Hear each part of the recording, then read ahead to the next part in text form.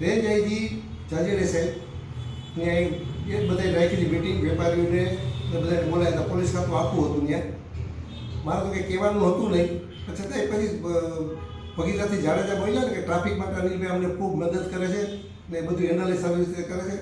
એટલે પછી મેં ઊભા થઈને કીધું કે સાહેબ તમે એક પાસે સુદામા ચોકથી કેદારનાથ મંદિરે લઈ એની ડ્રાઈવ કાઢો ને ડ્રાઈવ એકવાર નહીં, તમે દર 2 દિવસ 3 દિવસે કાઢો. પહેલે દિવસે તમે ખાલી એને સ્ટ્રિક્ટલી સૂચના આપો, બીજે દિવસે સ્ટ્રિક્ટલી સૂચના આપો. એમ છતાંય ના માનો તો તમે હેવી દંડ કરતા જાઓ. આપણે એને એમ નથી કીધું કે તમે દાખલા કે આની એફઆઈઆર પાડો. એટલે એ દંડ કરવાની એને વાત કરી. એટલે પહેલે જે ડ્રાઈવ નીકળી એની એક સૂચના આપી દીધી બધાને કે ભાઈ તમે દાખલા કાલથી તમે પાછળતા નહીં. મારી તો એ જ હતી કે ગામની અંદર પોતાની દુકાન છે લિબર્ટી રોડ ઉપર, છતાંય આગળ પાછળને બેઠા છે. રેકડીઓ અડધી પડતી એવી રાખે કે વેપારીની આગળ રેકડીઓ રાખી છે કે દુકાનની કિંમત 50 લાખ ને કરોડ રૂપિયા હોય ને એની આગળ દુકાનની આગળ રેકડીઓ રાખી છે. એટલે કોઈને ધંધો જ ન કરવા દે. આપણે ટાંગડીની વાત હતી એની આગળ, પણ ટાંગડી જે હાવ બાયને કાઢતા હતા ને એની માટે હતી. દુકાનની અંદર જે ટાંગડી કરતા હતા ને એની આગળ વાત જ નથી કરી. આજની તારીખની અંદર બધા વેપારી ભેગા થઈ મારા ભેગા આવ્યા હતા રાબા સાહેબ આગળ. રાબા સાહેબે એને બહુ સરસ રીતે સમજાવી દીધા. સમજી ગયા કે ના બહુ સરસ વાત છે. અમે પોતે કે આજે મેસેજ નાખશું કે હવે ફરીથી દાખલા કે આવી રીતે કોઈ જો ગામમાં રેકડીઓ રાખશે, પાથર છે, દુકાનોની ગાડીઓ રાખશે તો અમે 100% ડિટેન કરી લેવું. પછી અમારી કોઈ જવાબદારી નથી, પોલીસ ખાતું હવે આવે તો. એટલે એ રીતે પ્રકાશભાઈ ને બધે ભેગા મારી આવ્યા હતા 5-6 જણા આવી. પછી એ દાખલા તરીકે આ લોકો ચેમ્બરને લઈને ત્યાં ગયા ચૌધરી સાહેબ આગળ. એટલે ચૌધરી સાહેબ બધાને શાંતિથી એને હેંભળા હતા બધાને. પછી અમુક ત્યાં રેકડીઓ મદ્રેસા સ્કૂલ આગળ જે રેકડીઓ છે ને એને માટે એનો ખાસ વાંધો છે કે આખો રોડ ચોકઅપ કરી દીધો છે એ લોકોએ મદ્રેસા સ્કૂલની.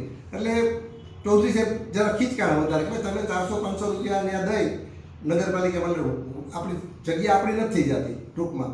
એટલે તમારે કે જગ્યા તો ત્યાંથી કાઢવાની છે. એટલે એ બાબતની અંદર બધા ગયા હતા ને કંઈક ચર્ચા થઈ ગઈ ને ચૌધરી સાહેબ આચા હતા એ બાબતમાં કે હું હમણાં જ દંડો લઈને જાઉં છું ને બધી દુકાનો અઠવાડિયાની અંદર ખાલી કરાવું, ભલે મારી ત્યાં બદલી થઈ જાય એમ. એટલે એ ચૌધરી સાહેબ એની રીતે હાચા હતા, આપણે આપણી રીતે હાચા હતા. આપણે એમ નથી કીધું કે દુકાનવાળાને હેરાન કરો, આપણી તો મંજૂરી જ રાખે કે તે આજની તારીખમાં પ્રજા એટલી બધી હેરાન છે કે તમે વાત મૂકી દો આપણું સ્કૂટર ના નીકળે સામેથી કોઈ દિવસ. એટલે દરેક વખતે મારે કહેવાનું તો હતું જ, પણ બહુ વ્યવસ્થિત ટાઈમ મળી ગયો આમાં. એટલે એક ઠેકાણ ફૂટપાથની આગળ બધે માલ સામાન બધો રાખી દીધો ને એ માલ સામાન આગળ રાખ્યો ને એ એને જપ્તે કર્યો તો વ્યવસ્થિત કામ કર્યું. એમાં એફઆઈઆર ફાઈટિંગ ખોટું નથી કહ્યું એમ.